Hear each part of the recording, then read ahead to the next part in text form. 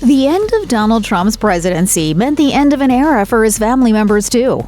The now former president's administration included daughter Ivanka Trump and her husband Jared Kushner as senior aides. It was a considerable jump in status for a woman whose prior claim to fame was being a real estate developer and a judge on Celebrity Apprentice. In the months leading up to the November 2020 election, Ivanka and her siblings campaigned hard for their father and stood behind him as he claimed that voter fraud was behind his loss to Joe Biden. I'm not a good loser. I don't like to lose.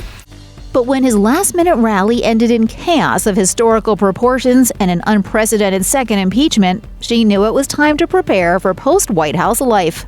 With characteristic calm and efficiency, Ivanka Trump did just that. With Donald and former First Lady Melania set to move back to his Mar-a-Lago estate in Florida, there was no compelling reason for the Kushners to stay in Washington themselves. As New Yorkers, neither Ivanka nor Jared had close ties there, and there's nothing to indicate that they had any deep love for the city or its residents. Indeed, they'd been the subject of intense criticism a number of times, including their lax adherence to COVID-19 precautions, which led to Ivanka having to change her children's school. Town & Country notes that the former first daughter also faces potential legal trouble surrounding tax write-offs, making it even more urgent for the family to find a quiet post-presidential home.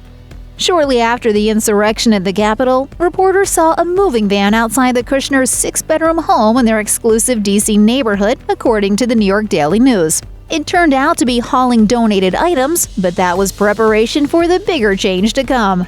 Ivanka and Jared bought a $30 million lot on Indian Creek Island in Miami, where they plan to build a permanent house. For now, they'll be making their home in a luxe condo in Miami's Surfside neighborhood, according to Fox Business. The pyramid-shaped building comes complete with a fitness center, children's play space, a heated indoor lap pool, and other amenities. A loyal supporter of her father throughout his political campaigns and his term in office, Ivanka came under fire twice in the final days of the administration. Once for backing him, and once for appearing to break from his ranks. As chaos reigned in the Capitol on January 6th, the first daughter responded by posting a tweet addressing the rioters as American patriots, calling for the violence to stop. The phrase sparked so much outrage that she deleted the tweet and explained that she was referring to peaceful protest as being patriotic. Days later, she reportedly faced the wrath of her own father. The Daily Mail quoted an inside source saying Ivanka considered attending Joe Biden's inauguration as a show of goodwill and a possible means of furthering her own political career. The president, who had already announced he would skip the ceremony, was said to be irate at this, saying it would be, quote, the worst decision she could ever make. Ultimately, Ivanka opted not to go, and the White House denied that she ever thought about doing it in the first place. I don't think that everyone appreciates just how much he loves people. Perhaps feeling regretful about what might have been, Ivanka dressed in an all-black ensemble, including a black floral face mask, as she went to the White House for her father's final day in office.